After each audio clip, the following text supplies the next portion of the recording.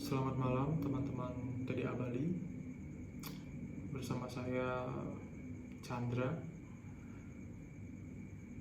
Malam hari ini saya akan mencoba untuk membahas mengenai daily disiplin materi yang dibawakan oleh Skipros.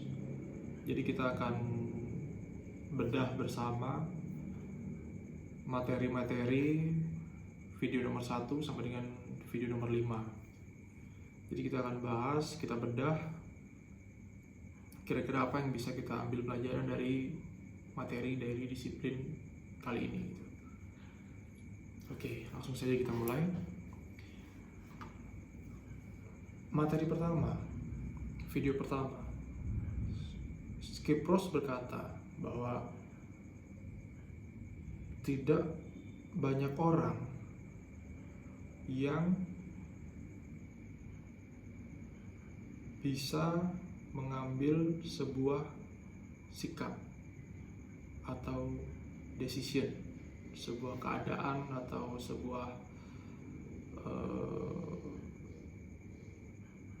situasi dalam hidupnya seperti itu. Jadi tidak semua orang itu memiliki atau berani mengambil sebuah sikap ketika terjadi sesuatu kejadian yang datang padanya gitu. Nah, jadi di sana dijelaskan oleh Skipros bahwa kita harus bisa mengambil sikap. Kita tuh maunya itu kemana gitu loh. Bahkan kita harus ngambil sebuah, disuruh untuk menuliskan, ambil sebuah kertas, selembar kertas, lalu kita tuliskan kita maunya itu kemana. Saya akan bawakan daily disiplin kali ini dengan sebuah konsep cerita bersambung yang relate dengan pengalaman pribadi saya. Jadi ketika Skipros bilang bahwa kita harus mengambil sebuah sikap, kita maunya kemana, itu saya udah pernah melakukan itu gitu. Tepatnya pada tahun 2015 akhir, saya dengan tekad yang bulat gitu kan, saya mengambil sikap dengan penuh kesadaran dan dengan perenungan yang bermalam-malam. Saya memutuskan untuk saya mengambil sikap, saya ingin meniti karir sebagai entrepreneur. Saya ingin jadi pengusaha. Dan efek dari sebuah sikap tersebut, akhirnya saya resign dari kerjaan saya. Saya langsung buat usaha A gitu kan. Dan itu berhasil gitu loh. Padahal saya nggak punya pengalaman apapun di situ. Itu langsung berhasil. Dan saya langsung merasa, wah, ya orang tuh mestinya harus kayak gini. Orang itu harus bisa berani mengambil sikap, lalu berani mengeksekusinya, sat. Dan kalau kita kerja keras pasti berhasil seperti itu. Sampai akhirnya ada sebuah kejadian ketika saya mengambil sebuah sikap, decision, itu memakai emosi saya. Jadi sikap yang pertama itu memang benar-benar memakai emosi. Jadi saya ingin jadi entrepreneur, langsung saya buka bisnis A, langsung jadi dan berhasil gitu. Saya berpikir itu jalannya itu semua seperti itu. Sehingga akhirnya ketika saya membuka sebuah bisnis B dan saya berpikir bahwa gampang nih, saya sudah tahu polanya seperti apa, bisnis A segala macam, bisnis B easy lah, ini bisa dilakukan. Dan saya pada saat itu terpengaruh oleh sebuah peribahasa yang menyatakan bahwa kalau ingin tahu dalamnya lautan, jangan masukkan jempolnya gitu, tapi nyemplung aja. Kalau misalkan nggak bisa berenang, tenggelam, setidaknya kita itu tahu gitu, ternyata ke lautan itu asin. Ternyata kalau tenggelam itu kita bisa air masuk ke paru-paru terus kita meninggal segala macam. Itu kita tahu itu gitu. Tapi kalau kita cuma masukkan jempol saja, itu kita nggak tahu laut rasa asin nggak tahu, apa yang terjadi ketika kita tenggelam kemasukan air kita juga nggak tahu karena jempol. Jadi ketika saya memiliki pemahaman seperti itu, peribahasa bahwa kalau mau mengetahui dalamnya lautan, nyemplung aja gitu. Akhirnya yang saya lakukan adalah nyemplung ke bisnis B. Wah, tenggelam. Wah, saya tahu rasanya. Wah, ternyata kemasukan air segala macam, meninggal bisnisnya sampai. Dan saya, di titik itu saya ngerasa, wah, gini rasanya ternyata, seperti itu. Itu kegagalan pertama saya di bisnis yang berbeda. Kemudian saya dapat lagi sebuah peribahasa yang berkata bahwa pada saat itu lagi in-innya kalimat habiskanlah jatah gagalmu. Ketika kegagalan pertama, saya berpikir, wah, semua pengusaha itu pasti gagal, pasti pernah mengalami gagal. Bahkan kita justru disuruh menghabiskan jatah gagal kita itu semudah mungkin. Ketika gagal yang pertama, saya happy. Wah, akhirnya saya bisa merasakan sebuah kegagalan saya ini adalah titik balik saya menjadi pengusaha yang sukses. Goal saya tetap ingin menjadi pengusaha yang sukses. Hingga akhirnya kegagalan kedua, kegagalan ketiga, keempat, kelima, keenam, ketujuh, ke-8, ke-9, ke-10.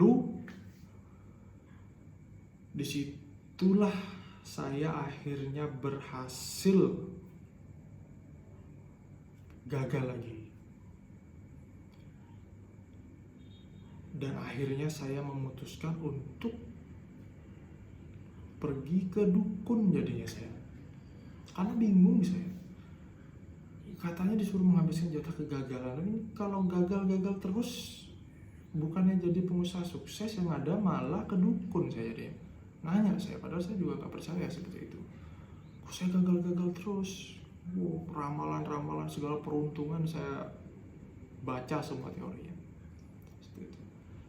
Itu ketika saya memakai pemikiran pertama, decision saya itu clear ya, sebenarnya clear, cuman kurang tepat gitu. Saya mengambil sebuah decision, saya ingin menjadi seorang pengusaha hebat di situ. Dan ketika saya melakukan eksekusi bisnis itu, saya melakukan decision yang sifatnya itu melibatkan emosi, bukan berdasarkan pengalaman atau berdasarkan ilmu yang saya miliki, seperti itu. Lalu Skip Ross berkata di video ini, ubahlah jalanmu berpikir atau caramu berpikir. Ketika kita mengubah cara kita berpikir, maka segala sesuatunya akan berubah. Oke. Sampai akhirnya saya bertemu dengan guru saya yang memang sudah hebat banget beliaunya. Guru saya itu bilang, sebelumnya saya berpikir bahwa goal saya, decision saya itu adalah saya ingin menjadi seorang pengusaha hebat, seperti itu. Ketika saya bertemu dengan guru saya berkata bahwa bisnis itu bukanlah sebuah goal, bukan juga sebuah dream. Bisnis itu hanyalah sebuah kendaraan, seperti itu. Sedangkan pada saat itu saya berpikir, goal saya itu adalah saya pengen jadi pengusaha bidang A, saya ingin menjadi pebisnis bidang B, seperti itu. Ketika saya mendapatkan pemikiran baru seperti ini, saya agak bingung juga gitu. Ini dibilang bahwa bisnis itu bukan goal, tapi bisnis itu adalah sebuah alat, sebuah kendaraan, seperti itu. Nah, sampai akhirnya saya renungkan ilmu dari beliau, sampailah kepada pemahaman bahwa memang bisnis itu adalah sebuah kendaraan. Saya menganalogikannya itu adalah bisnis itu adalah kalau bisnis adalah sebuah kendaraan, saya anggap bisnis itu adalah angkot, ya, misalnya angkutan umum gitu kan. Dimana setiap angkutan umum itu memiliki tujuannya masing-masing. Angkot A, misalkan kita posisi di Ubung, angkot A tujuannya ke Kintamani, angkot B tujuannya ke Pantai Pandawa, angkot C tujuannya ke Sanur, angkot D tujuannya ke mana? Ke Lombok gitu misalkan, Padang Baik. Bisnis itu ya angkot itu. Ketika saya mencoba untuk merubah jalan berpikir saya tentukan dulu tujuan saya kemana. Mengikuti teori ini, oke, tujuan saya mau ke Pantai Sanur. Saya membuat sebuah sikap, saya membuat sebuah decision bahwa saya memutuskan untuk saya ingin pergi ke Pantai Sanur. Oke, itu yang pertama, seperti yang Skip Pros sarankan. Lalu yang kedua, kita harus sadari bahwa pengambilan sebuah keputusan, ini teori dari Skip Pros, pengambilan sebuah keputusan itu harus berdasarkan apa yang kita ketahui keilmuannya, bukan berdasarkan emosi sesaat. Contohnya emosi saat itu seperti ini. Ketika saya sudah mengambil sebuah decision bahwa saya ingin pergi ke Sanur, ke Pantai Sanur, saya nunggu di terminal Ubung nih, nunggu bis lewat, dan saya memahami bahwa bisnis atau karir atau dimanapun kita berkarya itu adalah sebuah angkot. Saya standby di Ubung, terminal Ubung, lewat angkot pertama A, seret. Saya nunggu di Ubung ini bersama teman-teman saya gitu kan, satu kelas gitu misalkan, ada 30 orang gitulah.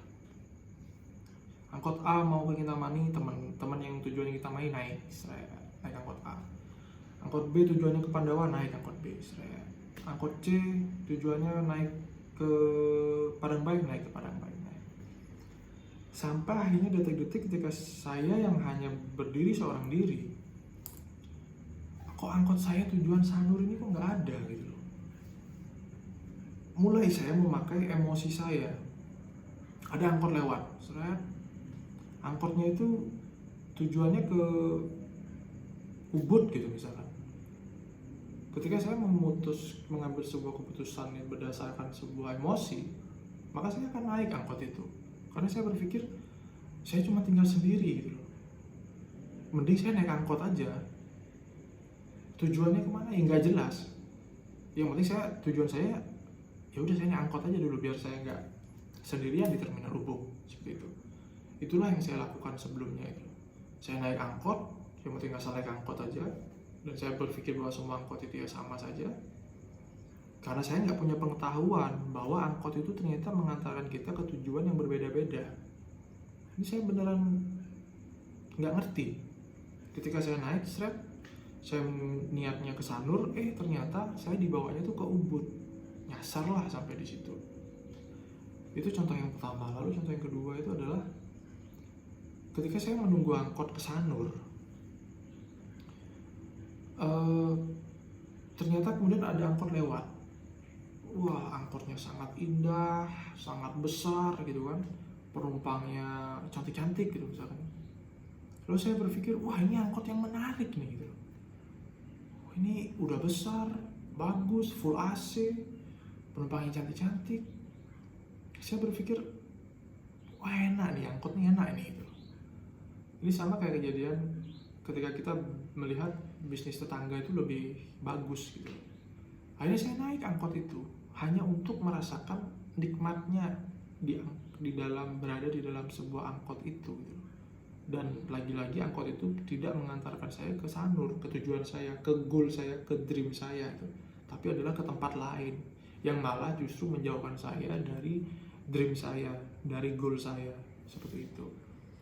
Nah, makanya di dalam konteks ini Skip Pros juga menyarankan kepada kita untuk kita melakukan afirmasi pada diri.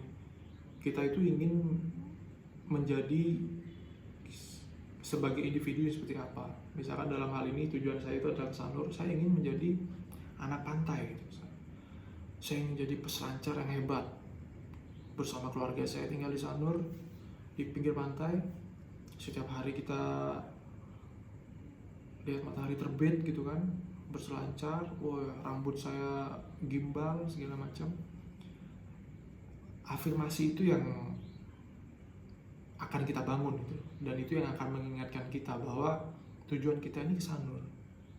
Karena kita memang pengen menjadi anak pantai, kita memang pengen menikmati pantai, kita nggak pengen ke gunung gitu, tapi kita pengennya itu di pantai.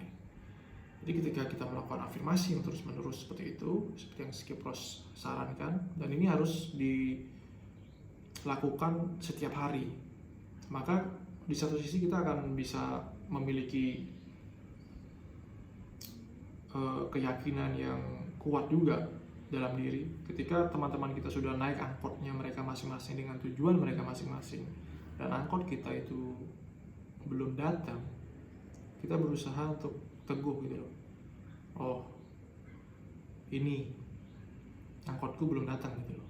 Atau paling tidak ketika misalkan angkot tujuan Sanur itu tidak ada, kita berangkat dari Ubung, ada angkot tujuan ke Ubud gitu misalkan, dia lewat Gatsu Timur, lalu di Gatsu Timur di Topati dia belok ke kiri gitu loh. Kita ikut angkot itu tapi berhenti sampai di Topati. Setelah itu kita ikut angkot lagi yang lain yang masuk ke Bypass Ngurah Rai gitu misalkan, seperti itu. Jadi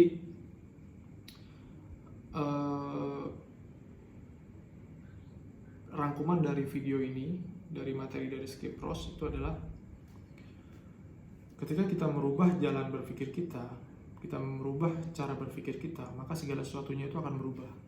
Ketika saya yang awalnya itu berfokus kepada goal saya adalah saya ingin naik angkot A, saya rubah menjadi saya ingin ke sebuah titik dan saya perlu naik angkot ke sana gitu. Itu merubah total semua yang akan saya lakukan berikutnya, seperti itu. Dan lalu berikutnya adalah tentang ketika kita sudah memiliki mengambil sikap bahwa kita mau mengambil sikap sebagai orang seperti apa, lalu dikombinasikan dengan sebuah afirmasi yang positif, dan kita baca, kita yakini terus berhari-hari bahwa kita ingin menjadi sosok individu yang seperti ini, kita ingin memiliki keluarga yang seperti ini, kita ingin di Sanur, kita ingin seperti ini. Itu akan memperkuat energi kita juga, dan kita akan fokus hanya kepada hal-hal yang kita fokuskan saja, seperti itu.